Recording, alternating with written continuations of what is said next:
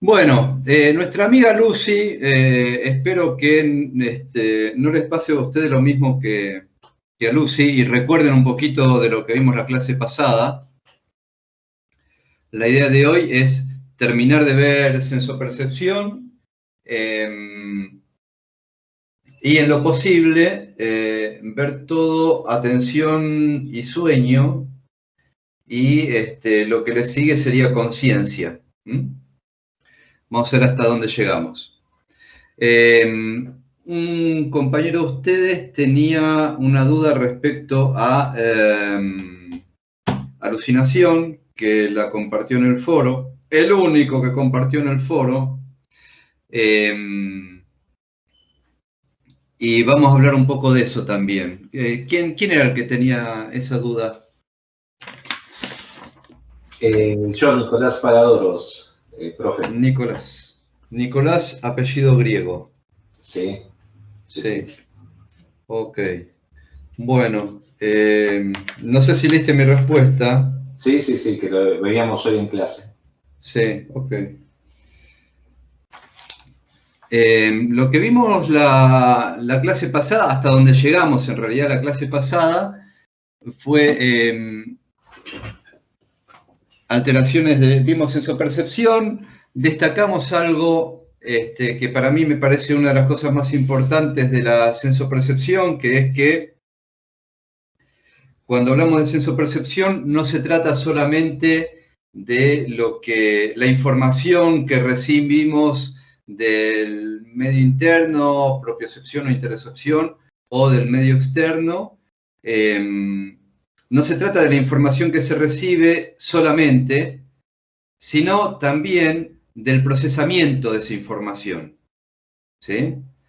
Porque si no, no podríamos, por ejemplo, estar hablando de alucinación, de sinestesia o algunos fenómenos que vamos a ver, donde la participación cortical es fundamental porque puede haber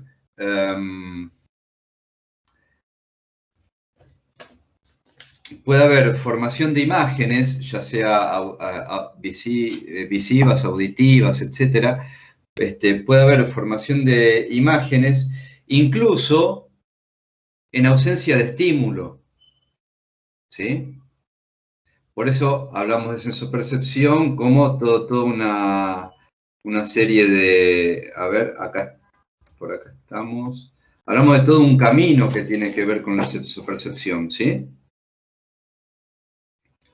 Que tiene que ver con desde el estímulo y la transducción en el receptor hasta todo el procesamiento cortical y la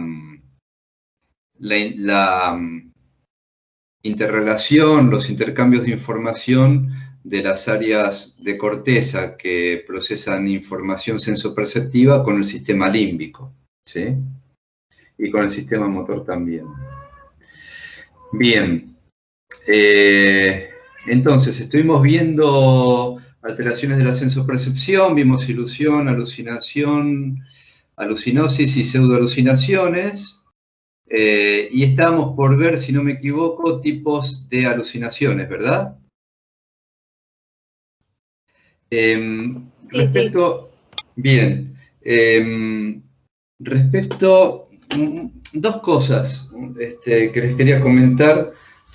Una es la respuesta a esta pregunta y la otra, algo que me quedó en el tintero la clase pasada y lo recordaba después. Hay una sensopercepción de la cual se habla muy poco y es el olfato, ¿sí? Después les voy a compartir un libro, creo que era de Federico Cuxo, que se llama Odorama. Es una investigación sobre el olor y el olfato, ¿sí? Un escritor argentino y difusor científico. Que es muy interesante cómo habla de los usos sociales del olor y de cuán cuán olvidado se lo tiene, siendo uno de los sentidos más primitivos, ¿sí? De hecho, está en lo que se conoce como el cerebro reptiliano. No hay vía olfatoria, hay directamente conexión desde desde los axones de los receptores, de las neuronas de los receptores olfativos hacia el bulbo olfatorio. Así de directa es la transmisión de la información. Recomendable, les voy a compartir para quien les interese una nota de un reportaje que le hicieron hace 1 año y medio, más o menos. Cosas bastante interesantes. Hoy el tema del olor se usa como marca, lo pueden ver en shoppings o en locales principalmente de ropa, ¿no? Donde se busca que una marca esté asociada a cierto olor en particular. Pero nos sorprende, creo, justamente cuando entramos a un local de esos porque lo tenemos en la vida cotidiana bastante olvidado al olfato. Y es sumamente importante para la comunicación. Bien, respecto a la pregunta sobre alucinación, Nicolás, era, ¿no? ¿Hola? Sí, Nicolás. Ok. Vos creo que habías citado, debes tener otra edición, la página 30, donde habla de alucinación. Sí, la Okay. página 30 de Mascolombo. Está bien, yo lo tengo en otra página.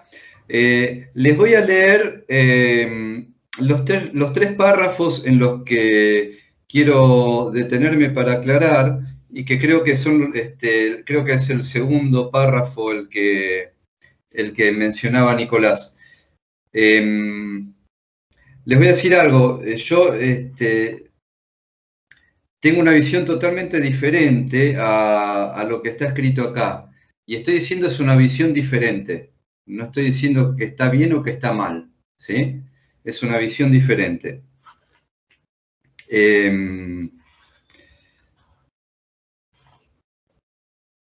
Creo que si con Iris estamos 99,99% de acuerdo y en sintonía siempre, bueno, este va a ser el 0,1% en el que no lo estamos.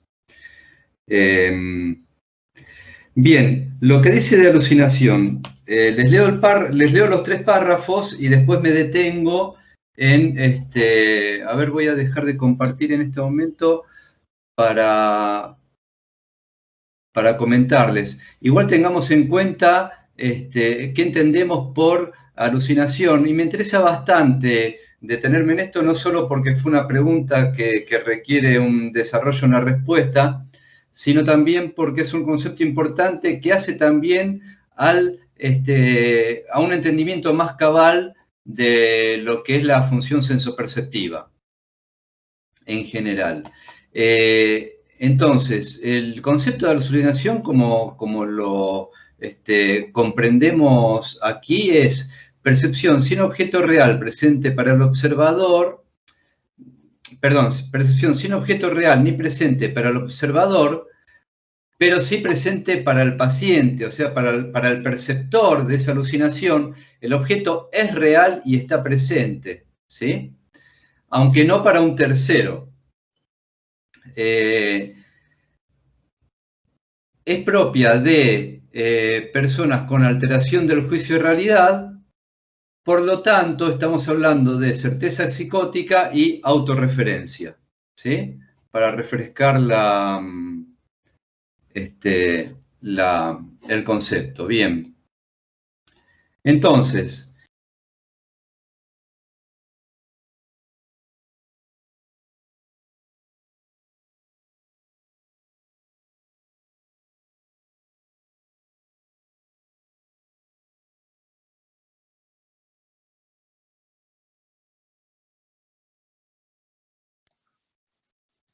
¿Lo perdimos a Francisco?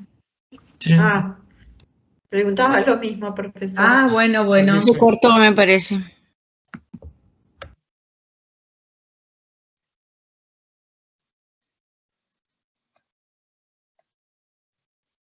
Espérenme que me voy a comunicar con él por otra vía. Ok. Hola de nuevo. Hola, hola. Ahí estamos. Te perdimos Sí. por unos momentos. Sí, Ahí lo escuchamos. me abdujeron, de golpe apareció un ovni acá, no aluciné, fue un ovni, y bueno, vinieron unos seres extraños y me contaron muchas cosas, y ahora les voy a transmitir a ustedes todo lo que aprendí. En fin, lo que dice el libro respecto de alucinación. La alucinación es un trastorno cualitativo de la percepción que definimos como percepción sin objeto real ni presente para el observador. Es el producto de la elaboración de un juicio interferido y desviado que crea una viva representación originada en una imagen del recuerdo o de la fantasía, la que de inmediato es proyectada al exterior y aceptada como la captación sensorial de un fenómeno real. Hasta ahí está todo bien. No me presenta conflicto, ¿sí? Para algunos autores, la alucinación es un mecanismo puramente psicológico, siendo para otros de exclusividad neurológica y orgánica. A nuestro entender, el proceso alucinatorio tiene compromiso fisiológico y psíquico, que conlleva una elaboración errada de la realidad y a una ruptura con ella. Aún en aquellas alucinaciones en las que el compromiso fisiológico es comprobado con certeza, etiología tóxica, el contenido de la alucinación está en relación directa con la estructura psíquica y las vivencias del paciente, realidad psíquica. Psicodinámicamente puede definirse como un impulso repudiado por el yo y reprimido, manteniéndose inconscientemente activo. Por debilitamiento de la represión o por acrecentamiento de su energía, irrumpe en la conciencia de la única manera que le es posible, es decir, deformado. Pero debe presentarse necesariamente como proveniente del medio exterior, surgiendo como una imagen sensorial originada por una estimulación externa. La estrecha relación del sistema nervioso central y estructura psíquica convergen en beneficio de la aparición alucinatoria, exceptuando la génesis de las alucinaciones intrapsíquicas. Bien, algunos temas a tener en cuenta en esto. El proceso alucinatorio tiene compromiso fisiológico y psíquico, sí, es cierto. Si estamos hablando de alucinaciones transitorias, productos de una intoxicación, predomina lo fisiológico sobre lo psíquico. Si estamos hablando de una estructura, predomina lo psíquico como etiología sobre lo orgánico, ¿sí? O sea, en la causa, si se quiere, está para algunos patología, para otros, bueno, es la estructuración psíquica como tal. Que conlleva a una elaboración errada de la realidad y a una ruptura con ella. Acá solamente, de vuelta, son visiones, son lecturas, ¿está? Elaboración errada de la realidad es otro tipo de realidad, diferente de la realidad consensuada. Errada, bueno, no sé, las masas hitlerianas vivando el Holocausto es una visión errada de la realidad y no había alucinaciones. Por lo menos no en la mayoría de los que asistían a esos actos. Tal vez sí en Hitler. Pero bueno, elaboración diferente de la realidad, ¿sí? Y sí, hay una ruptura con la realidad consensuada, ¿sí? Por eso hay pérdida de juicio de realidad, ¿está? Después, psicodinámicamente, dice, esto es lo que me interesa, psicodinámica, en el principio del párrafo 3, para los que están con el libro. Psicodinámicamente puede definirse como un impulso repudiado por el yo reprimido, puede definirse como un impulso repudiado por el yo y reprimido, manteniéndose inconscientemente activo. por debilitamiento de la represión o por acrecentamiento de su energía, irrumpen la conciencia de la única manera que le es posible, es decir, deformado. Bueno, acá me parece que es importante hacer la aclaración. Básicamente, me parece que está hablando del mecanismo de la represión, ¿sí? Cuando en la psicosis el mecanismo es la forclusión, ¿sí? Entonces es otra cosa, ¿sí? Psicodinámicamente puede definirse como un impulso repudiado. Bueno, al decir repudiado, se podría decir que está hablando de forclusión, puede ser, pero después de eso dice repudiado por el yo y reprimido. Y a partir de ahí empieza con una especie de descripción de lo que es el mecanismo represivo, con debilitamiento de la represión. Entonces hay un contenido inconsciente activo que irrumpe a la conciencia, ¿sí? Eso es retorno de lo reprimido, no es alucinación. ¿Está? Eso está en la materia de psicoanálisis también. Sí, sí, claro. Por eso no voy a abundar en la descripción del fenómeno, justamente porque es de otra materia y ustedes, la mayoría ya lo han visto. Simplemente señalar que de lo que se está hablando en un momento es del mecanismo de la represión, del cual se participa más en la neurosis. En las tres estructuras hay participación de forclusión y hay participación de renegación y hay participación de represión. Sépanlo. Pero el fenómeno más importante en la psicosis es la forclusión, ¿sí? Entonces, se trata de eso y no de la represión, que es lo que está descrito acá. Es más, no se trata de un retorno en lo reprimido, se trata de un retorno en lo real, de lo forcluido. Lo forcluido retorna en lo real. Ese retorno es alucinatorio, ¿sí? Pero no tiene nada que ver con el retorno de lo reprimido. ¿Está? Y además que debe presentarse necesariamente como proveniente del medio exterior. ¿Por qué? No. Sí es cierto, hay una realidad, si se quiere. Este es el tema. Ustedes en la facultad estudian a Lacan desde Freud, lo cual es un grave problema. Pero aún así, teniendo en cuenta que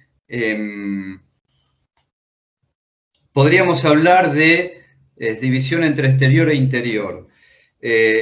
Las alucinatorias muchas veces tienen contenidos que tienen que ver con la realidad sociohistórica. En alguna época el delirio y la alucinación tenía que ver con los satélites, por ejemplo. Hoy tiene que ver con los chips, ¿sí? Por ejemplo, por decir algo. O con una transmisión Wi-Fi, ¿sí? Pero no necesariamente hay una imagen sensorial ubicada en el exterior. Justamente hay un procesamiento intrapsíquico ahí, que es parte del fenómeno alucinatorio, ¿sí? Sí, y de todas maneras, perdón, Francisco, y de todas maneras... Espera, por eso una cosita más y termino. Por eso, después dice muy bien la estrecha relación entre el sistema nervioso central y estructura psíquica en beneficio de la aparición alucinatoria, justamente por eso, ¿sí?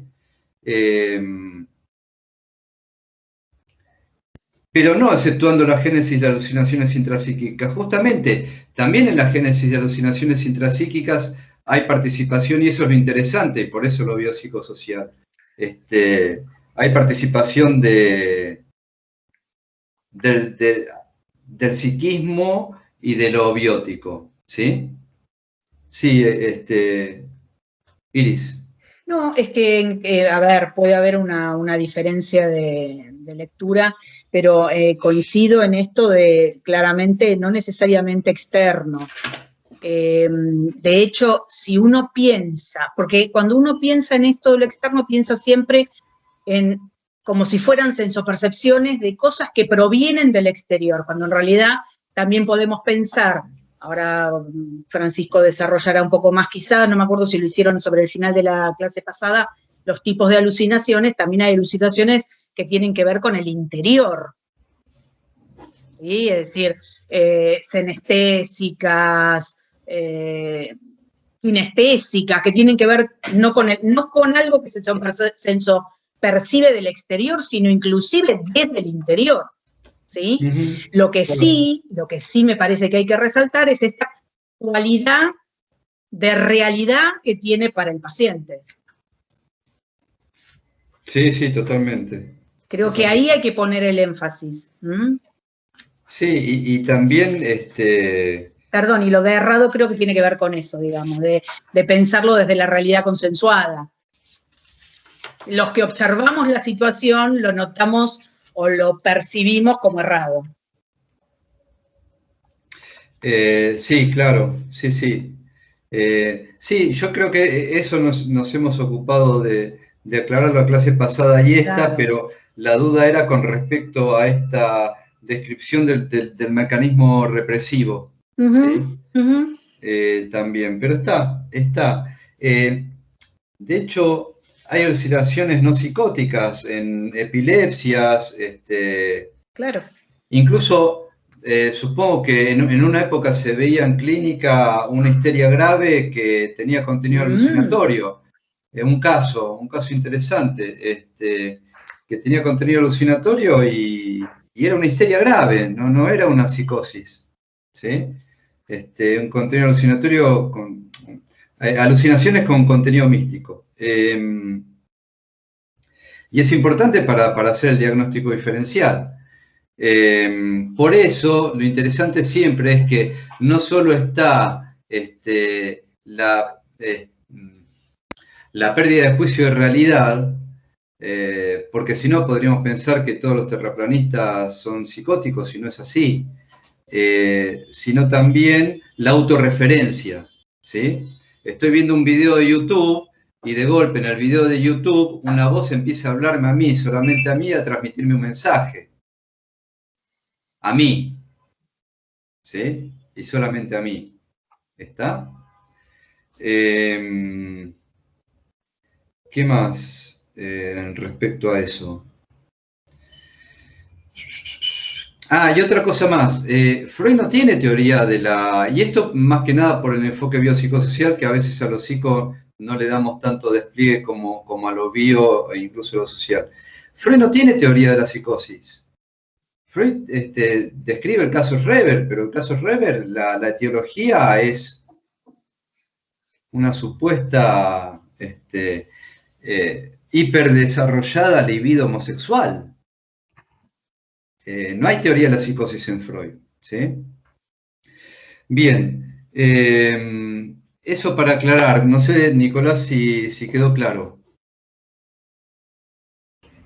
Clarísimo, era mi duda esta del origen, pero bueno, el tema de forclusión todavía no lo vimos en psicoanálisis, recién empezamos, voy por teoría psicoanalítica 2, y bueno, era la duda. Okay. Pero clarísimo. Okay. Hay alucinaciones que no corresponden a una estructura psicótica. Perfecto. Muchas gracias. Bueno, de nada. Bueno, ¿se ve que la pantalla compartida? Sí, profe, pero... Sí, se ve, profe. Sí, profe. Genial. Bueno, vamos a pasar, como decía, anunciaba sin saberlo Iris, siempre en sintonía. La sintonía. ¿Viste? Es así. Cortados por la misma tijera. Los tipos de alucinaciones, muy brevemente, porque lo van a poder ver mucho más desarrollado en el libro, en los textos. Alucinaciones auditivas.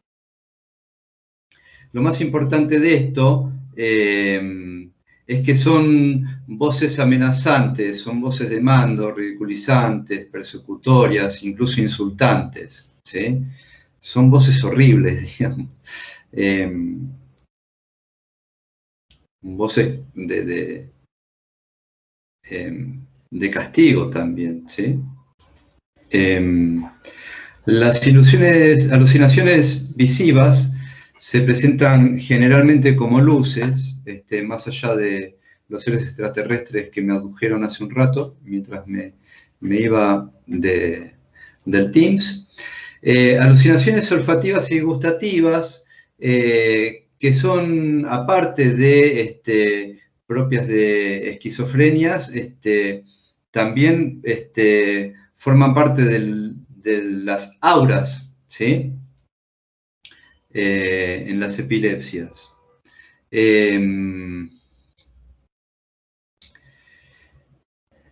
También tenemos alucinaciones táctiles y de la sensibilidad general, sinestésicas, senestésicas, percepción de ser tocados por otro, que se pueden dar también en estados tóxicos, pero son también muy propias de las psicosis. Bueno, mira, acá seguíamos con eso. Las senestésicas tienen que ver con trastornos sensoperceptivos del propio cuerpo, ¿sí? Tengo un ejército de enanitos que trabajan en mi estómago y lo están transformando en una bolsa de arena, ¿sí? Y es una sensación que anda a discutírsela. Para la persona que lo percibe es real. Justamente en oposición a estas senestésicas son las extracampinas, ¿sí? Más en oposición, porque ni siquiera es una alucinación que está dentro del campo perceptivo. No está dentro del campo visual, ni dentro del campo de auditivo, sino que yo, por ejemplo, en este momento puedo estar escuchando lo que me está diciendo alguien, no desde el escritorio, desde donde estoy dando la clase, sino desde el living, ¿sí? Alguien me está viendo y me está hablando desde el living, solo yo lo puedo percibir, no ustedes, o desde la cocina, que está un poco más lejos y hay más paredes en el medio. Eso sería una alucinación extracampina, está totalmente por fuera del campo perceptivo, ¿sí? Alucinaciones kinestésicas, que tienen que ver con que siento que me están moviendo un brazo, por más que el brazo no se mueva, ¿sí? Verbomotoras, alguien está hablando por mí en este momento, justamente los seres extraterrestres que les hablaba recién. Fisiológicas, muchas veces en condiciones no patológicas, son parte de lo que vamos a ver cuando veamos sueño, los momentos, lo que se llaman alucinaciones hipnagógicas e hipnopómpicas, que tienen que ver con los estados de vigilia-sueño y de sueño-vigilia, ¿sí? De conciliación del sueño y de despertar. Donde hay cierto enturbamiento de la conciencia y donde se presentan principalmente, o por lo menos muchas veces, alucinaciones auditivas. Bien, con respecto a otras alteraciones cualitativas de la sensopercepción, estuvimos viendo hasta ahora las que tienen que ver con cómo se recibe lo que se está percibiendo. Bueno, en este caso también, pero son alteraciones directamente a las cualidades otorgadas a los objetos. Por ejemplo, aumento aumento del tamaño, ¿sí? que es propio de lo que se conocen como dismegalopsias, alteraciones en la forma, que tienen que ver con las que se denominan dismorfopsias, y hay también otras alteraciones referidas al propio cuerpo, por ejemplo, alteración de la percepción de tamaño y forma del propio cuerpo, lo que se llama eautomorfopsia, la percepción de un doble de sí mismo, que se llama eautoscopía, que es diferente al síndrome de Capgras, donde se percibe un doble, pero ese doble es alguien conocido de uno, generalmente un familiar. En el síndrome de Capgras, yo también me veo a mí mismo, hay otra persona que es idéntica a mí, pero además yo sé que es un familiar mío. ¿Sí? También ocurren en la desrealización y la despersonalización, que son alteraciones de la conciencia que vamos a ver más desarrolladas cuando veamos conciencia. Otras alteraciones, esperen un poquito, termino con esto y doy lugar a preguntas. Otras alteraciones tienen que ver con alteraciones en la intensidad de la percepción, disminución o aumento en la intensidad de la percepción, que además de los fenómenos tóxicos, tienen que ver, en el primer caso, disminución con melancolía y con manía en aumento de la intensidad de la percepción. No voy a abundar tanto en esto, salvo en aclararles, por ejemplo, la diferencia entre autoscopía y síndrome de Capgras, porque está desplegado en el libro. Sí, había una pregunta. No, después entonces leo más síndrome de Capgras, porque yo pensaba, esas personas que dicen que ven los espíritus, cosas así, sería más o menos una síndrome de esta, ¿no? Que sienten los muertos, que ven los muertos. No, eso no sería un Capgras. No, eso sería en todo caso un fenómeno alucinatorio o un delirio místico. ¿Sí? Ok, gracias. Después veo, porque nunca había nombrado esto, por eso no sé. Una pregunta, profe, pero acá es como si yo viera frente mío otro Francisco, ¿sí? Si es autoscopía, es un doble de mí mismo que se clonó, ¿sí? Si es síndrome de Capgras, ese doble mío, en realidad yo sé que es mi primo Juan Pablo. ¿Está? Si me escucha, se va a reír, pero bueno. Pobre Juan Pablo. Claro, pobre. Sí.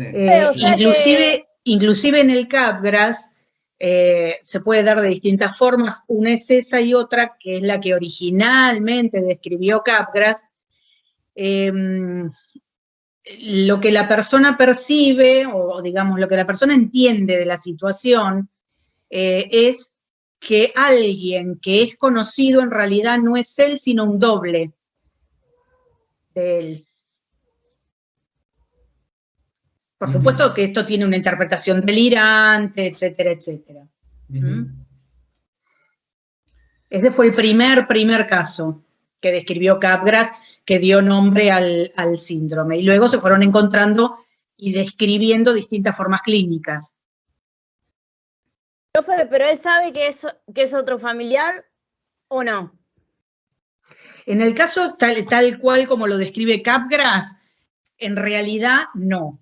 Lo que la persona tiene la vivencia, es como si, a ver, tiene, para tomarlo desde Nocias, tiene reconocimiento fisonómico, pero pierde la vivencia de familiaridad afectiva con esa persona.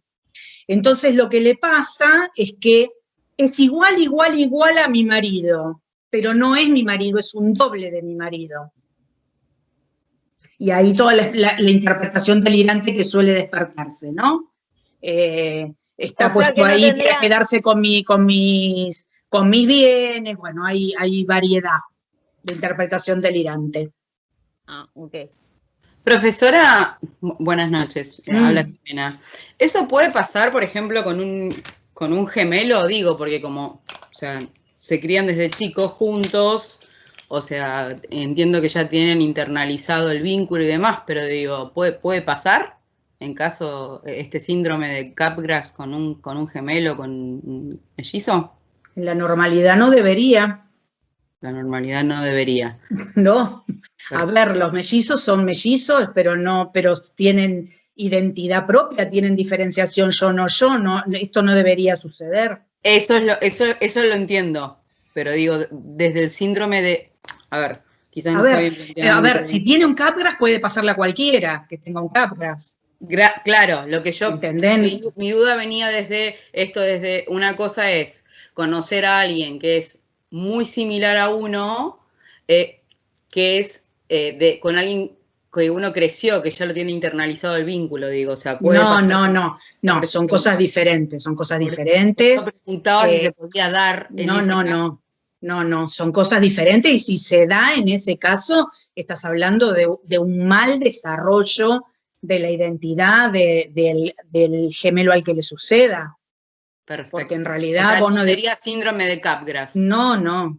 Perfecto. A ver, si le pasa, sí, es síndrome de Capgras, pero no porque sea gemelo, ¿entendés? O sea, no debería pasarle a un gemelo eso. Está asociado a la alteración del juicio de la realidad. Claro. Entiendo que los yo son diferentes, eso lo entiendo perfectamente lo que usted estaba explicando, pero mi pregunta era basada, o sea, esto que dice acá, ¿no? La percepción de un doble, otro que le es familiar, entonces digo, se criaron juntos, crecieron juntos. No. Pero el concepto es completamente otro. Se criaron juntos, todos juntos, pero son dos personas. Y no sienten ser un doble del otro. Eso es un mal desarrollo de las identidades. Lo entiendo. Estoy planteando mal la pregunta. Yo lo que quise preguntar es, a pesar de haberse criado juntos y de tener identidades separadas, ¿puede darse esto en personas, en un síndrome de Capgras, perdón, en hermanos? Eso es lo que quise preguntar. ¿Por qué no? Si hay alteración del juicio de la realidad, sí, pero tiene que haber estaba planteando mal la pregunta. Eso, claro. Pero no porque sean gemelos, a eso voy, y ahí estaba la confusión de la pregunta y la respuesta. Claro, sí, yo estaba planteando mal la pregunta, o sea, yo sé por ese lado, pero estaba planteando mal la pregunta. Perfecto. Claro. Ahora, hago un comentario más para darle cierta tranquilidad a Marina, que dice que después del COVID le quedaron alucinaciones del olfato.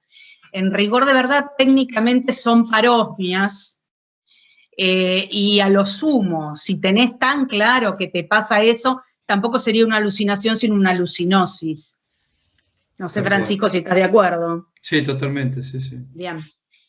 ¿Se entiende, Marina?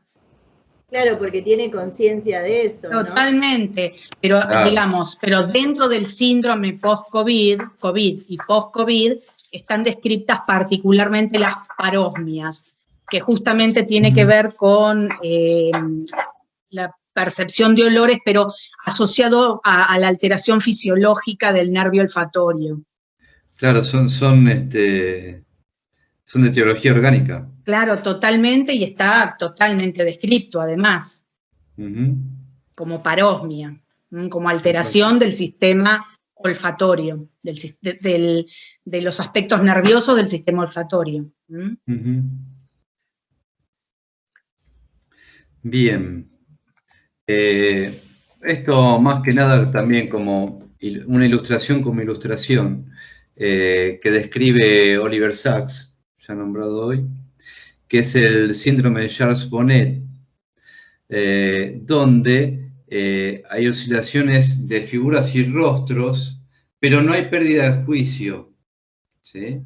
O sea, no son propias de cuadros psicóticos. Sí,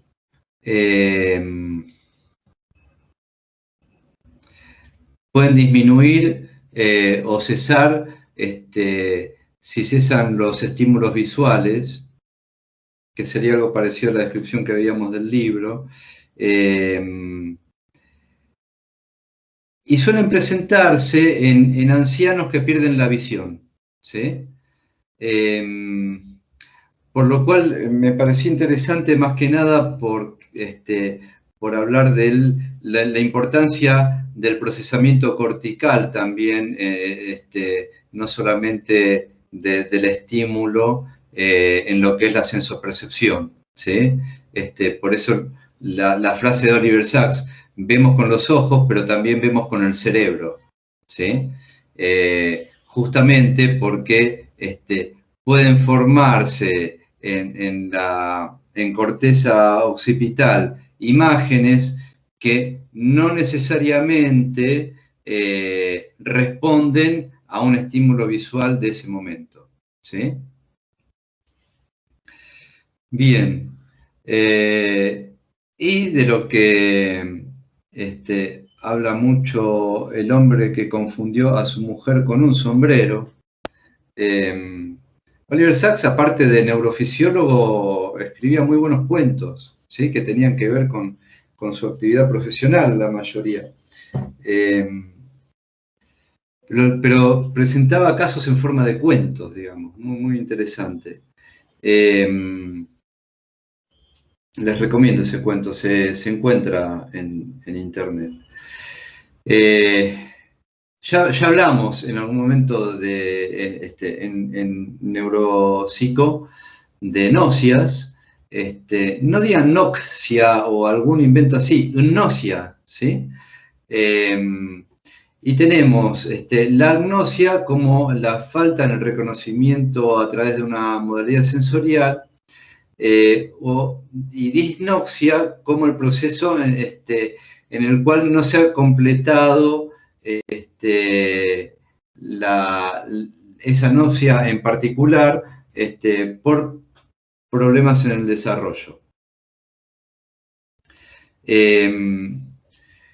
Está bastante desarrollado en el libro y como quiero avanzar en los temas, salvo las vamos a nombrar, salvo que haya alguna dificultad en comprender el concepto, si es así los desplegamos. Los diferentes tipos de nocias, ¿sí? Nocias táctiles, visivas y acústicas principalmente, y prosopagnosia, que es el reconocimiento de rostros de nuestro amigo Oliver. Dentro de las táctiles, la estereognosia, por ejemplo, tiene que ver con el reconocimiento de un objeto a través del tacto, ¿sí? La hilognosia, el reconocimiento de los aspectos más elementales de un objeto, como la superficie o la temperatura. Dentro de las nocias visivas,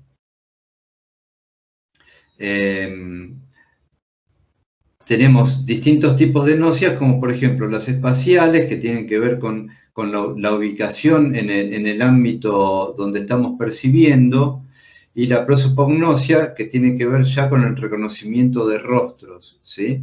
Hay un artículo muy interesante de una tal Iris Mota sobre prosopagnosia, que creo que no sé si estaba en la materia anterior, en el módulo, o lo incluimos. Ah, lo volvimos a incluir. Sí. Está bien, me parece bien que lo hayamos incluido nuevamente. Por eso es importante para nuestra profesión. Bien. ¿Por qué? Porque tiene que ver con las primeras experiencias de conformación del lazo social, la prosopagnosia, ¿sí? Principalmente con quien está ejerciendo la función materna, y donde participan principalmente el lóbulo occipital, el lóbulo parietal y áreas subcorticales límbicas.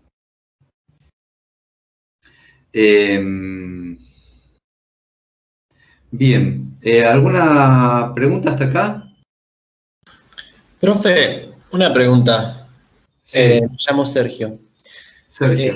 Estas alteraciones que se pueden llegar a dar en el lóbulo occipital no son a causa de que el órgano visivo en los ojos se ven dañados, sino que es como una ceguera cortical. Sí, una ceguera cortical, ¿puede ser? Claro, sí. No sé si participaste de la clase anterior, Sergio, pero recordá que si definimos agnosia cuando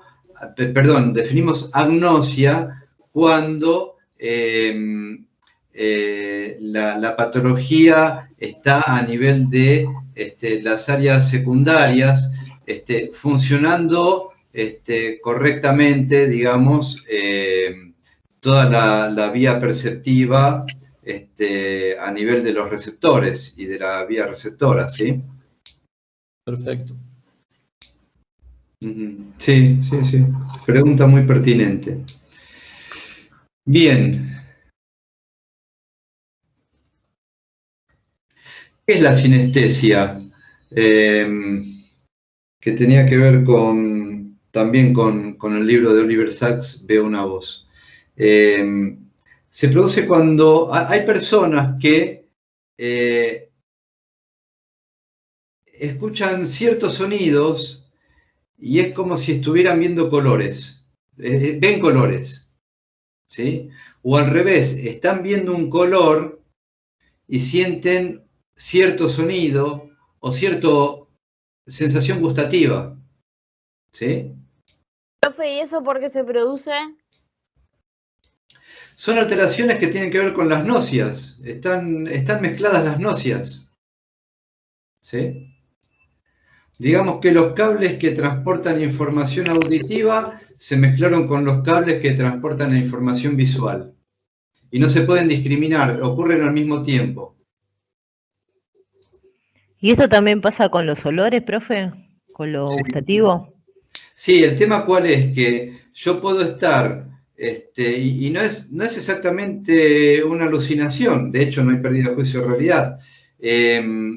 Yo puedo estar, veo cierto color azul y tengo un sabor agridulce en la boca cada vez que veo ese color azul, por decir. Claro, tiene razón porque no tiene que ver con una alucinación, porque a mí me pasa, usted ha comentado lo de la ropa, que bueno, debe ser que las cadenas que venden ropa se avivaron, pero hay olores, qué sé yo, hay un café que a mí me hace acordar cuando era chica, el café con leche que me hacía mi hermana, y eso es algo que yo estoy consciente, digo, este olor me hace acordar.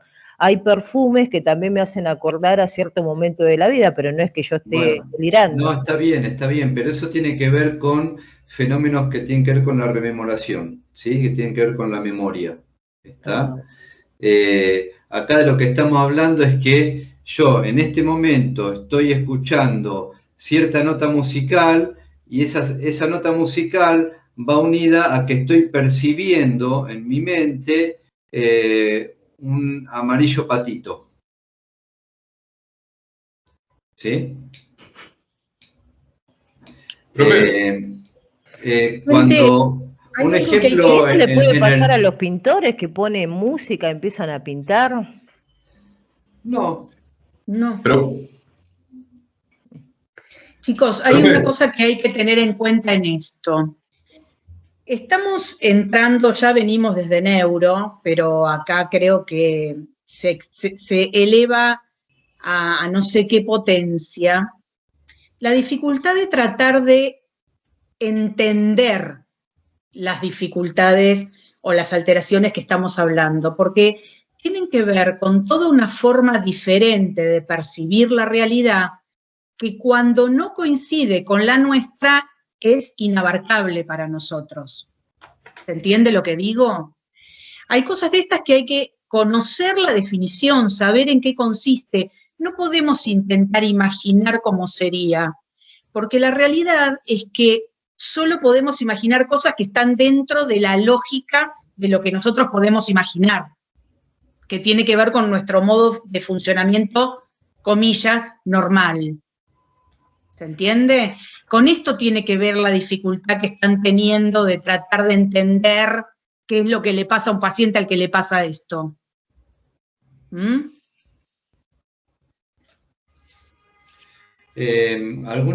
Gracias, Iris. Sí.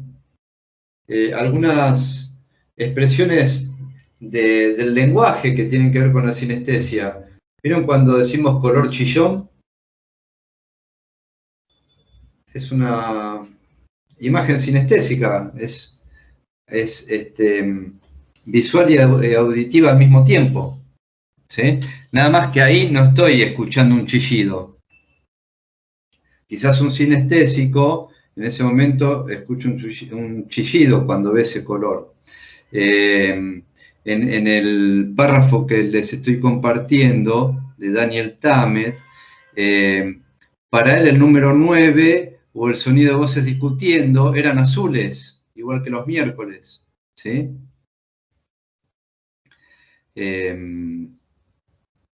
Además de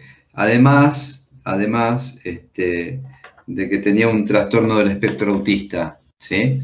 Del cual habla en este libro, pero más que nada se los compartí como testimonio de esto.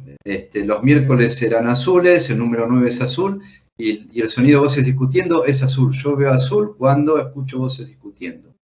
¿Sí? Es así. Bien. ¿Se entendió hasta acá? Sí.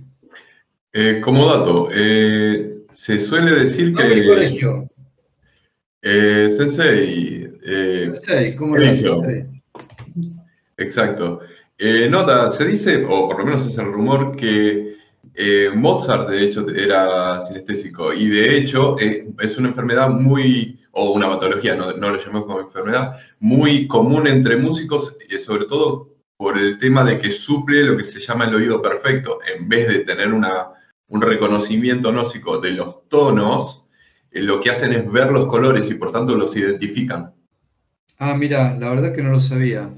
Mirá. Cada vez me cae mejor Mozart entonces. Bueno. ¿Se entendió hasta acá sensopercepción? Sí, sí, sí. Ok. Vamos a ver un fenómeno sensoperceptivo particular que es el dolor. Fenómeno, como está muy bien dicho en el libro, que es muy complejo y en cuya base está la autoconservación. Podemos definirla como una experiencia que produce displacer o sufrimiento que da origen a conductas adaptativas. Pero también está bueno tener presente que cuando hablamos del dolor no solo estamos hablando de la sensopercepción desde el punto de vista biótico, sino que hay un dolor psíquico y hay un dolor social también. Y en esto tengan presente, por ejemplo, fíjense en dos aspectos esto. Nunca hubo, nunca en la historia de la humanidad hubo tantos fármacos, nunca se han desarrollado tantos fármacos para combatir el dolor físico, el dolor orgánico, y nunca se sintió tanto dolor orgánico. Por otro lado,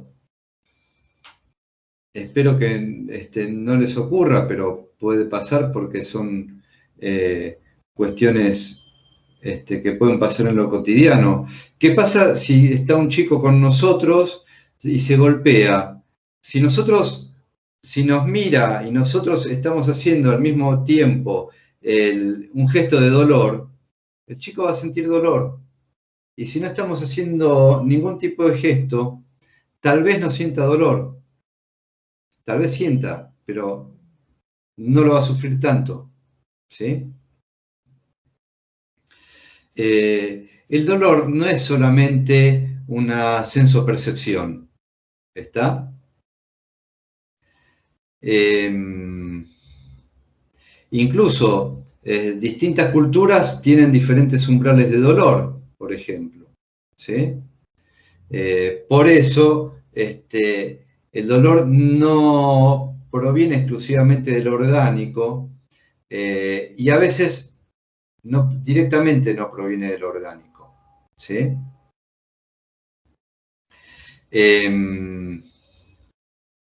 Algo muy importante que les remito, les pido que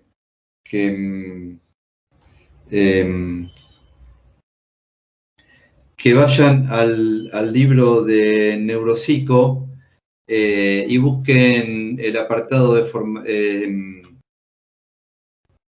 formación reticular. Les está por decir formación reactiva, me quedé todavía. Busquen el apartado de formación reticular, por favor, que participa en la sensopercepción del dolor, porque es parte del sistema alarmogénico.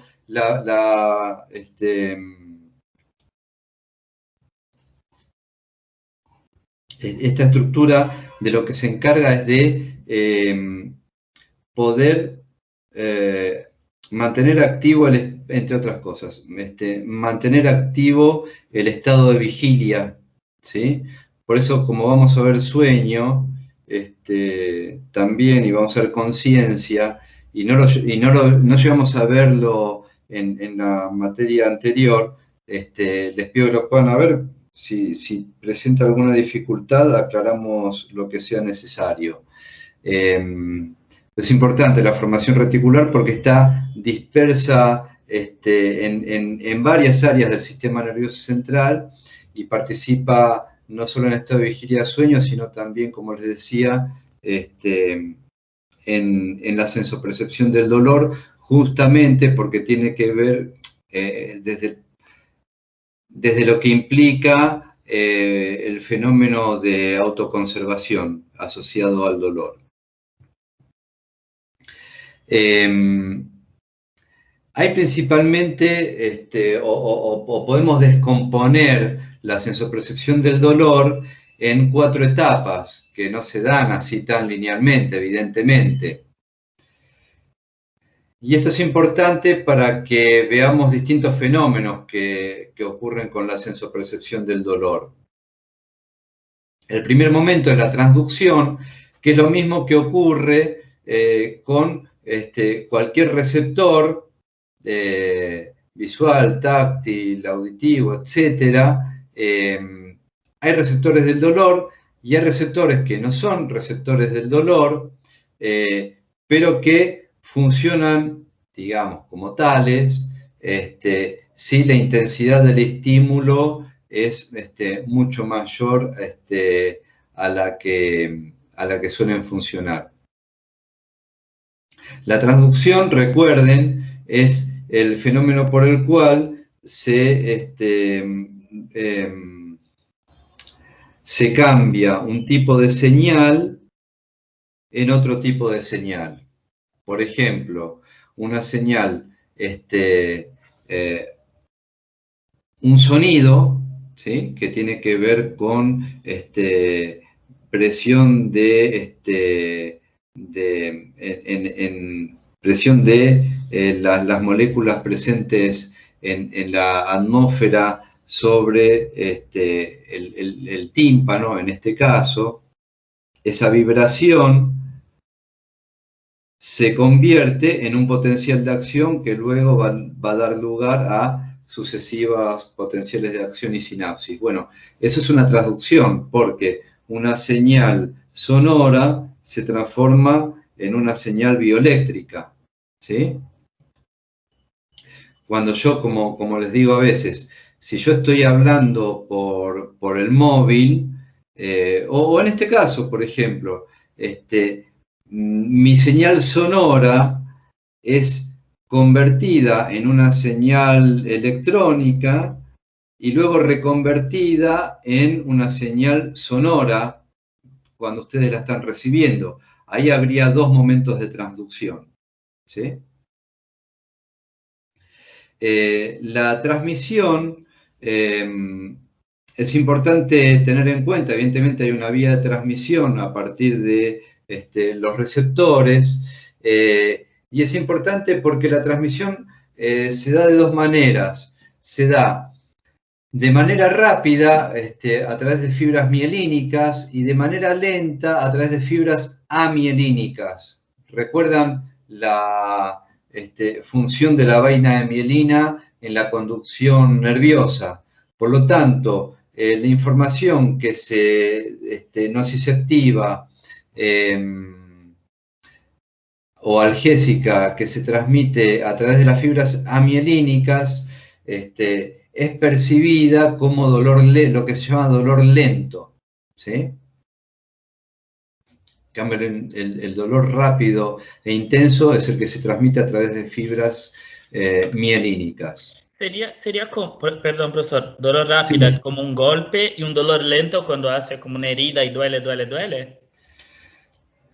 Sí, sí, por ejemplo, sí, hay un fenómeno adaptativo ahí también,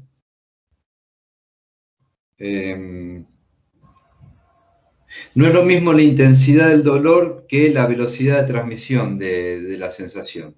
Tiene que ver un poco, profesor, con lo que decía el libro, que empezamos a veces, el dolor empieza con una sensación a veces o de calor, que no llega a ser dolor, y después, a medida que va avanzando, sí se transforma en dolor. ¿Tiene que ver con eso?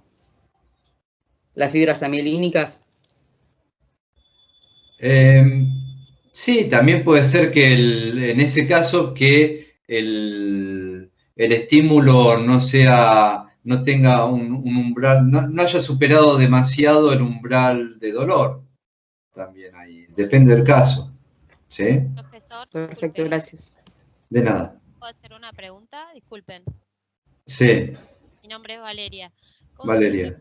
¿Cómo se define entonces el umbral de dolor? ¿Sería algo subjetivo? ¿No es algo físico, biológico? ¿Cómo definimos el umbral de dolor en ese sentido? No, sí, es biótico. Lo que pasa es que puede variar en las diferentes personas o en las diferentes culturas. ¿Sí? Bien, pensé que era subjetivo, que tenía que ver con algo más subjetivo. Tiene un componente subjetivo, pero hay nociceptores y hay fibras que transmiten dolor que son mielínicas o amielínicas. ¿Sí? Ahí está, ahí lo puedo relacionar con esto mismo que está diciendo último, entonces. Con términos de que sea mielínico y amielínico. No, es que además hay nociceptores distribuidos en el cuerpo. ¿Sí? Bien, gracias. No, de nada. Además de esto, en la vía de transmisión, antes de llegar a médula, puede haber regulación, es decir, puede haber modulación local de esos estímulos nociceptivos, que ocurre, por ejemplo, con acción de receptores morfínicos en procesos inflamatorios. ¿Qué quiere decir esto? Que puede haber ciertas células que modulan, disminuyendo la transmisión de sensopercepción dolorosa en procesos inflamatorios. ¿Sí? Antes de que haya una regulación a nivel, a partir de principalmente de la corteza. ¿Sí? Y eso ocurre por fenómenos fisiológicos, principalmente durante procesos inflamatorios. Los procesos inflamatorios, por ejemplo, como alguna de las etiologías que tienen que ver con el dolor, no solo tiene que ver con que me corté un dedo o me golpeé o algún traumatismo. Por ejemplo, a los que le pusieron la vacuna y se generó un proceso inflamatorio en el lugar de la vacuna, ¿sí? ese proceso inflamatorio va acompañado de sensación de dolor también, ¿sí? ¿Por qué? Porque hay toda una serie de fenómenos inmunológicos que se están localizando en ese tejido. ¿Recuerdan cuando hablábamos de respuesta inmune primaria y secundaria en la materia pasada? Donde esa afluencia extra de células y de plasma empieza a generar una presión en el tejido involucrado, ¿sí? Que en parte, además de la liberación de ciertas sustancias en sí mismas, producen sensación analgésica.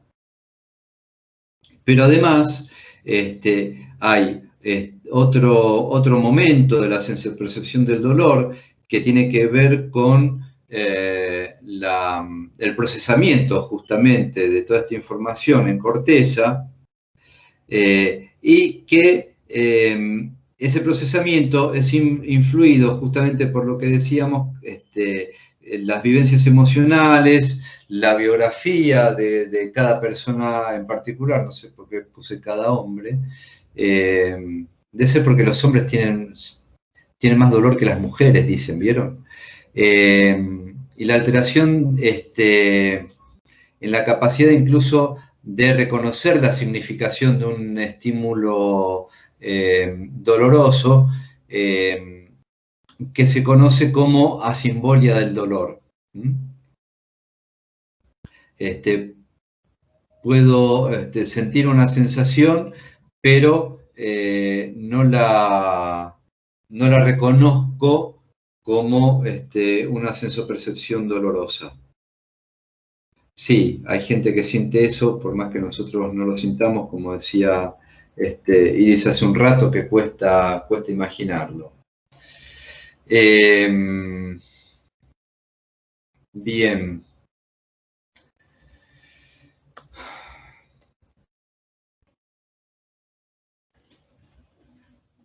Esto lo paso porque la verdad que quiero avanzar en el otro tema que tenemos para hoy. Siguiendo con el tema de lo biótico, hablábamos de dos tipos de fibra y hablamos de receptores que generalmente están distribuidos en los epitelios, ¿sí? Principalmente en la piel. En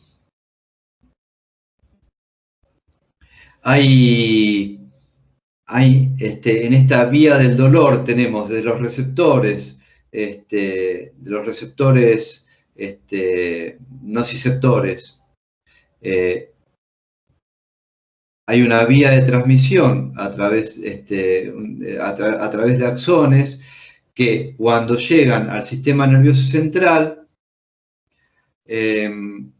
principalmente va a haber un procesamiento en una estructura subcortical que se conoce como sustancia gelatinosa de Rolando, que es un centro de integración y recepción del dolor, que está localizado en las astas posteriores de médula. Y de ahí va hacia tálamo, y de ahí recién a corteza, ¿sí?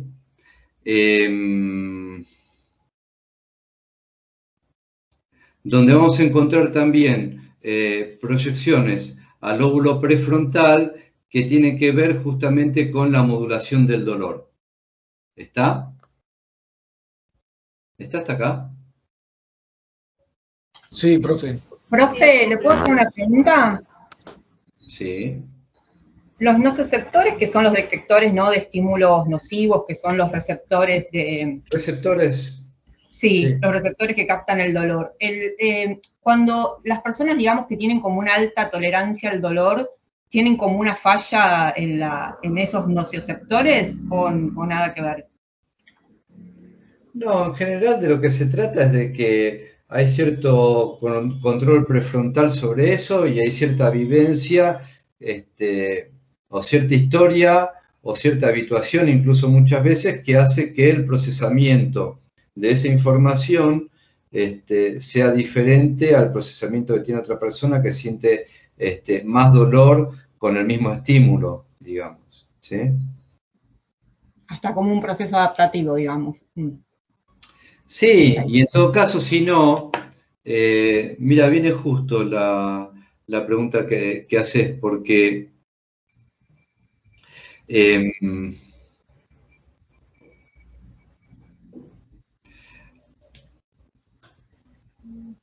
por un lado tenemos los nociceptores, tenemos los nervios que transmiten esa información, ¿sí? Aferente.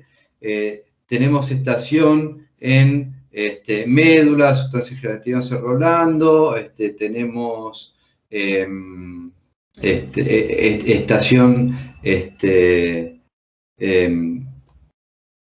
en tálamo, y tenemos después todo el procesamiento cortical. Y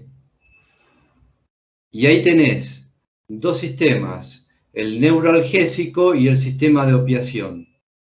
El sistema neuroalgésico, que tiene que ver con núcleos del mesencéfalo y astas de médula, que modulan la información dolorosa, principalmente a través de la liberación de dopamina. Y el sistema de opiación con sustancias opiáceas,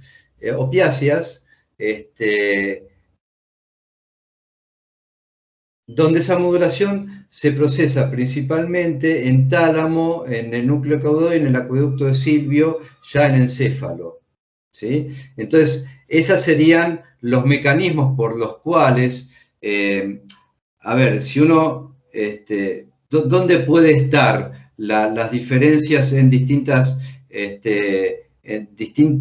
niveles de sensopercepción del dolor? Puede estar en cualquiera de estos niveles. Puede estar en cualquiera de estos niveles, ¿sí? Pero principalmente la modulación tiene que ver con el sistema nervioso central, tanto a nivel medular como a nivel encefálico, con participación cortical, además. ¿Está? Sí, gracias, profe. Repasemos un cachito neuro. Ustedes sabrán disculpar, ¿no? ¿Se acuerdan en qué lóbulo o a qué lóbulo deberíamos referirnos para pensar dónde llega esa información nociceptiva ascendente que permita que nos demos cuenta cuál es el lugar del cuerpo donde nos duele? En realidad no donde nos duele, sino donde está el estímulo nociceptivo, ¿no? Porque el dolor como percepción ya sabemos que tiene que ver con todo este procesamiento cortical posterior. ¿No es Siris en el área 1, 2, 3 en el parietal? Exactamente, claro, claro. Que nosotros podamos decir, me duele el dedo, o sea, que me dé cuenta que el problema está en el dedo y no en otro lugar, tiene que ver con el famoso homúnculo sensorial que tenemos en el lóbulo parietal, que nos permite reconocer, entre otras cosas, la parte del cuerpo. Si ustedes se acuerdan, cuando hablábamos de síndromes lobares, en el síndrome parietal, teníamos, entre otras cosas, agnosias de partes del cuerpo, asomatognosias, y el dolor, después creo que se va a retomar más específicamente en conciencia, pero el dolor es una de las vías por las cuales nosotros podemos tomar nota de algunas partes de nuestro cuerpo. Hay partes de nuestro cuerpo que nosotros no registramos hasta que nos duelen. Yo no registro lo que pasa con mi estómago hasta que tengo dolor de estómago, por ejemplo. Como cuando uno va al gimnasio y de repente decís, ay, me duele parte del cuerpo que no sabía que tenía. Descubrí músculos que no sabías que tenías, por ejemplo. Exactamente. Ahora, que podamos localizar eso, tiene que ver justamente con ese procesamiento que hace el parietal, de esa información ascendente nociceptiva. Si no, no podríamos darnos cuenta de dónde está el estímulo nociceptivo y tampoco podríamos cumplir con la función que tiene el dolor, que es justamente reparar o evitar para que no haya más daño. Porque la verdad es que uno piensa en el dolor casi como algo negativo, y la verdad es que no lo es, por muy displacentera que sea la vivencia. Tiene una función autoconservadora, ¿sí?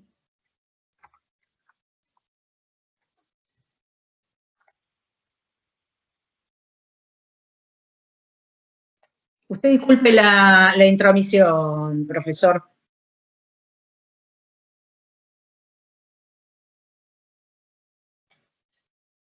Ay, ¿lo perdimos de nuevo? Creo que lo perdimos. ¡Oh, qué difícil que está esto hoy! Profe, estaba pensando porque ahí estaba algo del frontal. El frontal es la parte consciente, ¿no? ¿Será por eso el prefrontal, claro. Por esto que el dolor es distinto para cada persona, ¿no? Porque totalmente, porque totalmente. Está el consciente ahí ya. Totalmente. Y por eso es percepción. Y por eso, desde el punto de vista de cómo podemos clasificar las alteraciones, es un síntoma, no un signo. Porque yo no tengo manera de evaluar objetivamente el dolor que alguien siente respecto de algo. ¿Sí? Frente al mismo estímulo nociceptivo tenemos una persona que está en un grito y una persona que dice, no, no era para tanto. ¿No? Y justamente, esto es algo que a nosotros nos importa particularmente considerar. Esta cosa, este aspecto subjetivo, este aspecto subjetivo. Genera un placer. Totalmente, totalmente. Hay formas sexuales que involucran el dolor. Totalmente, totalmente. Pero justamente eso tiene que ver con cómo se significa. Y cómo se significa, que tiene que ver con el lóbulo prefrontal, también tiene que ver con la historia de cada uno. Por eso, cuando vos hablás de, por ejemplo, para tomar el ejemplo que das vos, de relaciones sexuales, de personas que sienten placer con el dolor, también estás hablando de una particular estructura que tiene que ver con la estructuración psíquica de esa persona. No a todo el mundo le pasa eso, por ejemplo. ¿Tá? Pero por otro lado, esta significación también tiene que ver particularmente con cómo, y esto también es bien prefrontal y también tiene que ver con la historia, pero también tiene que ver con lo cultural, cómo se significa desde el prefrontal ese dolor. ¿Sí? Si ustedes lo piensan, para tomar otra vez el aspecto cultural que planteaba Nicolás hace unos minutos, piensen en la cultura judeocristiana. Edén,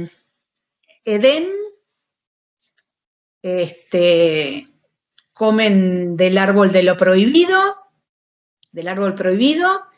nos echan del Edén, ¿y cuáles son las palabras? Con dolor parirás tus hijos. Como castigo por haber hecho lo que no se debe. Entonces es comprensible que desde lo cultural nosotros vivamos el dolor como algo displacentero y que nos representa un castigo, ¿sí? Ahora, si uno piensa en los estoicos, que pensaban que el dolor enaltecía el alma, claramente la tolerancia al dolor tenía un significado completamente diferente al que podemos tener nosotros en este momento. Un fakir que se acuesta arriba de una cama de clavos. Porque significa el dolor de una manera diferente, y eso tiene un componente cultural muy importante. Por eso, claramente, el dolor también es un proceso psicosocial. ¿Sí? Arturo está ahí, yo veo que no cayó la cámara. Volvió. No sé dónde está Arturi. Volvió, me abdujeron y... ¿Otra vez? Sí. Me tiene un poco preocupada, Francisco. No, Estas abducciones del día de hoy me tienen preocupada. Sobre todo si te hablan y esas cosas, ¿viste? Bueno, sí. ¿Qué le va a hacer? La abducción creo que fue coincidente con el dejar de compartir pantalla. Ah, mira. Yo creo que el dejar de compartir fue la señal por la cual se produjo la abducción. Pero bueno. Ah, mira. Para mí está haciendo milanesas, profe, y no nos quiere decir. Sí. Y se le estaban quemando, Gaby. Entonces nos dejó un rato y fue a sacarla. Yo quiero que sepan todos que hoy voy a hacer milanesas. Dale. Apa. Bien. Bueno. Leyendo. ¿Quiere venir? Venga nomás. Leyendo. Ahí vamos. Bueno, me perdí un poquito de la charla, pero nada. Escuché algo bíblico por ahí, así que... Sí, tal cual. Cuando nos echaban del Edén era. Está. Bueno, vamos a empezar ahora con atención y sueño, ¿sí? Lo que se me ocurre, la verdad que atención lo tenemos muy poco desplegado. Podemos ver atención y cuando terminamos con atención hacemos recreo, ¿les parece? Sí, perfecto. Hacemos un recreo de 15 minutos, así terminamos un poquito más temprano. ¿Estamos de acuerdo? Sí. Bueno, De acuerdo, de acuerdo. Bueno, yo no sé por qué me aparecen muteados y los escucho a todos, ¿no? No sé, pero bueno. Está todo bien. Ahora estoy Bueno, con la ¿vemos aplicación el capítulo 2? ¿Cómo? No, si no vemos conciencia. No, conciencia bien, la vamos a hacer después de sueño. Coming soon. Buenísimo. Coming soon, sí. A ver. ¿Dónde tenía compartir? Cambié de... acá. Cambié la explicación de escritorio, a ver si no me volvía a pasar lo mismo. De la aducción, digo.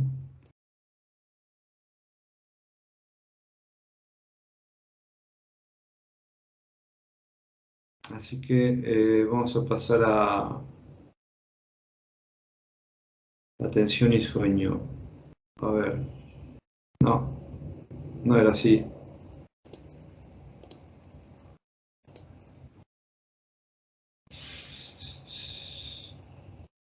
Ahí estás compartiendo la pantalla, Sí, porque sí. veíamos lo que vos veías, Sí. ¿no? Que nos veías a todos, ¿va?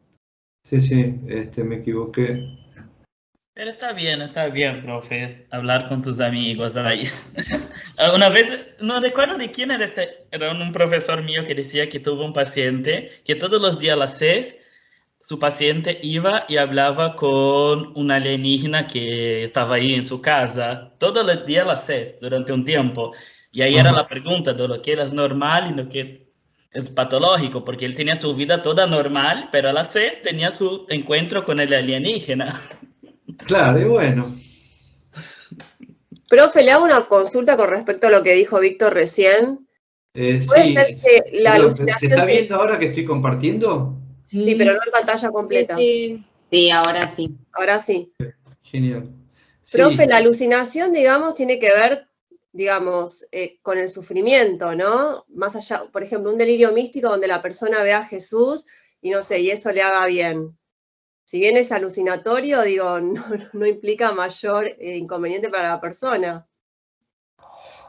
No, justamente las alucinaciones de contenido místico en general no son sufrientes. Justamente. Ah, ok. Sí. Bien. Sí, un poco lo que decías vos. Sí. Bueno. Vamos a ver atención y sueño. ¿Qué entendemos por atención?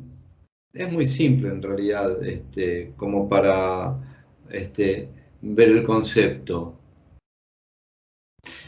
es el proceso por el cual se utilizan ordenadamente estrategias para captar información. O sea, es una... a ver... Ah, esto pasaba, que no tenía... ¿Ven el puntero? Sí, vemos. Sí, profe. Ok, perfecto, bueno. Es un proceso que tiene que ver con estrategias para captar información del medio. O sea, ¿por qué vimos antes sensopercepción? Porque por ejemplo, esa información sensoperceptiva, yo puedo estar en lo que solemos conocer como atención flotante y no hay una atención focalizada, ¿sí?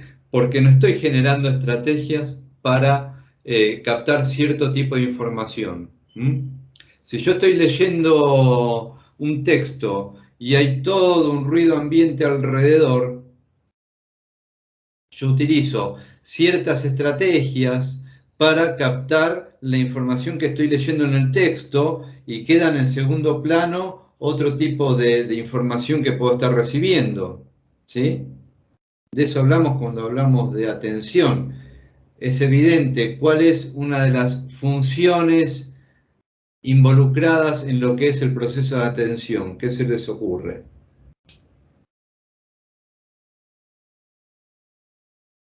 La tan famosa cosa della Gestalt, i figure fondo. No, algo que vimos. La concentración. Si yo estoy utilizando estrategias para captar cierto tipo de información, focalizarme en cierto tipo de información durante cierta cantidad de tiempo, de manera voluntaria, enfocado en... ¿Función ejecutiva? Claro. Claro. ¿Sí? Por eso tiene que ver con la autorregulación o logros prefrontales, estaba ahí también. ¿Sí? Tiene que ver con la función ejecutiva, porque tiene que ver con una planificación y con un diseño de una estrategia. ¿Sí? ¿Se entiende? ¿Se entiende? Sí, Hola. sí, sí, tengo. Sí, profe. También para este concepto es importante ir al libro de Neuropsico y ver formación reticular. Vamos a hablar un poquito de formación reticular la clase que viene, ¿sí? No Perdón, quiero profe, para, que filtraba los estímulos, ¿no? Para que no lleguen el 100% de los estímulos, filtra el estímulo para poder darle la atención a lo que se necesita. Sí, también tiene que ver con el estado de vigilia-sueño, tiene que ver con un montón de cosas, ¿sí? Las estructuras involucradas son justamente sectores de corteza, sectores del sistema límbico y formación reticular. Y los neurotransmisores principales involucrados son la noradrenalina y la dopamina. Como vamos a ver ahora, a medida que empecemos a ver las bases neurofuncionales de todas las funciones que estemos viendo, hay mucha interdependencia entre las distintas funciones. En lo que es la atención está seguramente involucrada la sensopercepción y la conciencia, ¿sí? Aunque no hayamos visto conciencia, por sentido común podemos darnos cuenta, si estoy en un estado alterado de conciencia, no voy a poder focalizar mi atención, por ejemplo, ¿sí? Evidentemente tiene que ver con la sensopercepción porque estoy diseñando estrategias para la información que estoy recibiendo y procesando. Pero también está involucrada la motivación, porque tengo que mantener la concentración focalizada durante cierto tiempo y la afectividad para mantener esa concentración. ¿Sí? ¿Cómo se evalúa a nivel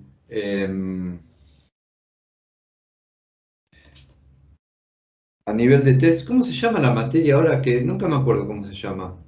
Teorías y técnicas de evaluación 1 y 2.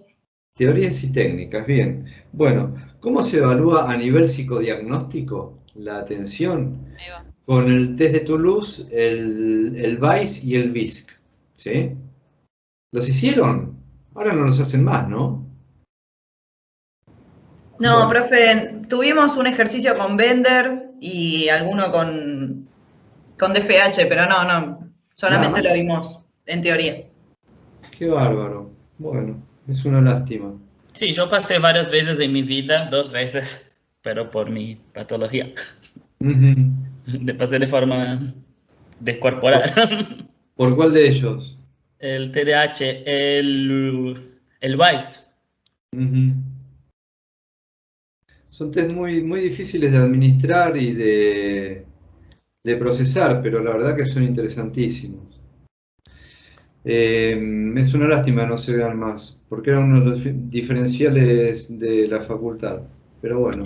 Se ven, profe, o sea, los vimos y lo vimos uno por uno, pero con el tema de la pandemia difícil de poder tener el material, así que simplemente los vimos así. Claro. Pero tenía entendido pero antes se administraban, tengo entendido Claro. que se administran. Claro, pero bueno, la parte práctica de teorías y técnicas 1 y 2 está difícil con la pandemia. No, sí, un poco casi Yo imposible. que lo hice en presencialidad con la licenciada Sandra Zoaido, sí, lo vimos y hicimos los test. Mira qué bueno. Pero fue antes de pandemia, obvio, ¿no? Sí, claro. Yo también lo hice, profe. Bueno, está. Le aplicamos el WIS a una nena. Ajá. Porque era antes cuando nos dejaban hacer todo el psicodiagnóstico. Claro, sí, tal cual. Sí. Sí, tiene que ver con ciertas regulaciones, pero bueno. Bien. Trastornos de la atención. Tenemos alteraciones cualitativas y cuantitativas. Dentro de las alteraciones cuantitativas tenemos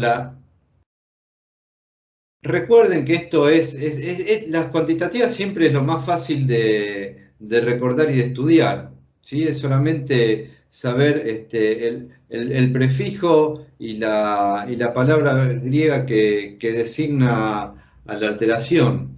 Hiperprosexia tiene que ver con la hiperfocalización de la atención o una atención mucho más intensa. Hipoprosexia, disminución del foco atencional. Aprosexia, falta de atención. Y paraprosexia, que tiene que ver con una disminución del estado atencional o un aumento del estado de alerta. Ahora las vamos a ver. Hiperprosexia es esta hiperfocalización de la atención que se da principalmente en algunos cuadros delirantes, no en todos, y sí en los cuadros maníacos. Y en ciertos cuadros de intoxicación de sustancias como la cocaína. Hipoprosexia es la disminución del foco atencional y está relacionado con cuadros depresivos, donde también podíamos ver trastornos en la sensopercepción, cuadros de retardo mental y demencias. Y la aprosexia, que está directamente relacionada con los estados comatosos, con los distintos niveles de coma, que tiene que ver con la falta de la inexistencia de esta posibilidad de definir estrategias para administrar el foco de atención. Hay otra alteración cuantitativa que se denomina paraprosexia, que tiene que ver con el aumento del estado de alerta espontánea, ¿sí? Y la disminución del foco, ¿sí? que tiene que ver, es típica de los cuadros de excitación psicomotriz, muy difundidos a partir de lo que le pasó a Chano, era, ¿no? El muchacho este que... Digo, el muchacho este a propósito, yo ni sabía de qué grupo era, después me enteré que era de ese grupo. Bueno, se da al mismo tiempo el estado espontáneo de alerta con una imposibilidad de focalizar en un sector específico de la realidad de esa persona, ¿sí? Eso es la paraprosexia, ¿se entendió? Estoy atendiendo un poco a todos lados, pero con un estado de alerta, no es la atención flotante, digamos, que estoy más o menos ahí relajadamente, no, estoy con un aumento del estado de alerta, ¿sí? ¿Se entiende la ¿Sería diferencia? más o menos como cuando hace varias cosas? ¿Cuando les presta atención a varias cosas en el momento? No, eso tiene que ver con mantener, no recuerdo ahora cómo se llamaba este fenómeno. Atención dividida. Atención dividida. Sí, que es muy propio del multitasking que habla hoy. Gracias, Iris. Pero ahí tampoco no hay un aumento del estado de alerta ahí, ¿sí? Yo estoy en estado de alerta porque en cualquier momento puede estar sucediendo algo que me involucra a mí o que me puede llegar a poner en peligro, o ante lo cual tengo que responder. ¿Esto es parecido a un estado de trastorno de estrés postraumático? También, sí, también. Sí, también. Algunos cuadros de angustia también, algunos. ¿Sí? ¿Se entiende la diferencia con atención dividida y con atención flotante? Sí, sí. ¿Sí? El estado de alerta es la diferencia. ¿Sí? Por La eso atención dividida es operativo. Esto como alteración, en general, altera la conducta, la desorganiza.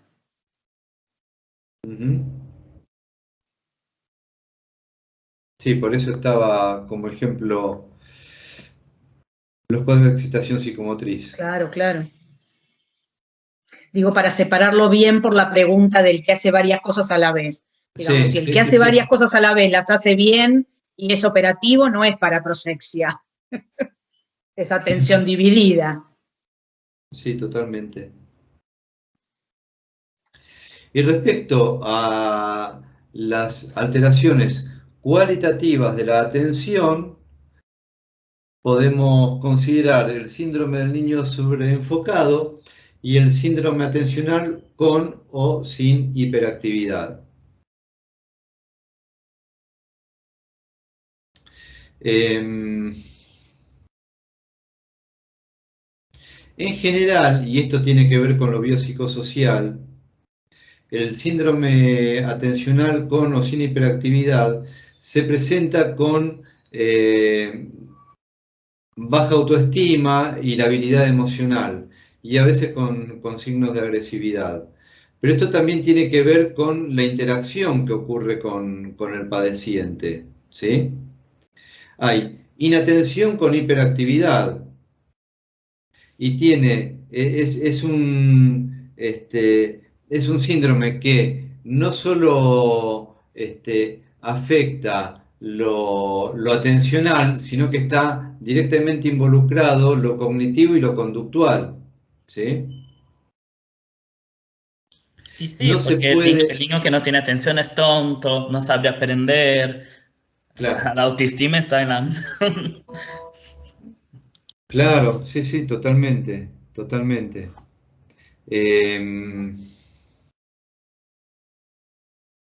Incluso también muchas veces hay diagnósticos errados de ADD o ADHD que tienen que ver con gente, con chicos que no se adaptan, comillas, en la clase, y es justamente porque son chicos que con un gran coeficiente, un alto coeficiente intelectual, que se aburren con esos contenidos de la clase, ¿sí?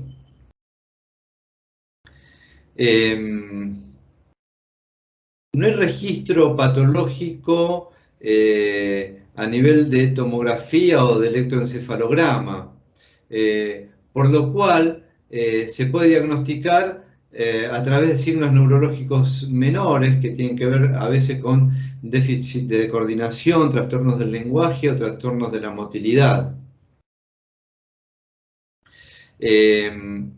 No es que haya un problema en la atención, en la focalización, sino en la organización de la atención. En general, las manifestaciones aparecen antes de los 7 años. Hay alteraciones en los ritmos circadianos. ¿Saben lo que son los ritmos circadianos? Claro que sí, lo aprendimos en neuro. Sueño, vigilia. Sueño y vigilia. Por ejemplo, hay muchos ritmos circadianos, ¿sí? ¿No era también la respiración o la circulación? La temperatura, la tensión arterial, son, van dando distintos valores según el momento del día, por eso se llaman circadianos, ¿sí? La frecuencia respiratoria, la frecuencia cardíaca también, justamente con el estado de sueño y vigilia. En el hipotálamo, ¿no? Participa, entre otros. Van acompañados también por retraso en la aparición del lenguaje, justamente porque afecta cognitivamente en lo que es la educación formal, porque afecta el ritmo en el que se puede ir dando el procesamiento de la información en ámbitos compartidos. Se presenta con impulsividad, pero que también tiene que ver con las particularidades de cómo se va dando el vínculo con los otros, ¿sí? No responden a estrategias de premio y castigo y tienen manifestaciones en más de un ámbito, es decir, no ocurren solamente en el aula, ¿sí? Hoy, afortunadamente, incluso para los que están terminando la carrera de psicología o están dando los primeros pasos como profesionales, el hecho de que haya la posibilidad de acompañar a chicos en el aula con este tipo de trastornos ayuda bastante a paliar las consecuencias del mismo, ¿sí? ¿Alguno de ustedes ha tenido esa experiencia? Bueno, veo que no. Pero es una de las primeras salidas laborales. Y después tenemos también como alteración que no es tan estudiada, tan difundida, que es el síndrome del niño sobreenfocado, que es la dificultad para cambiar del foco atencional, ¿sí? Se quedan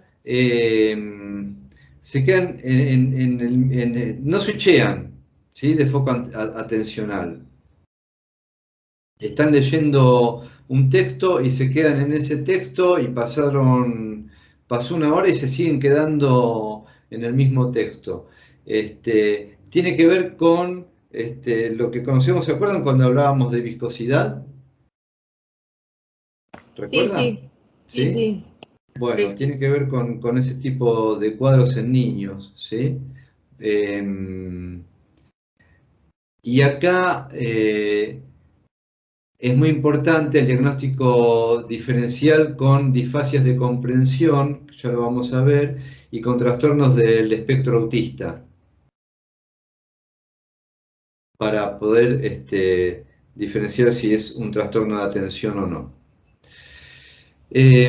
Vamos a hacer un recreo hasta de 15 minutos, siendo las 20:30, y volvemos 20:45, ¿les parece?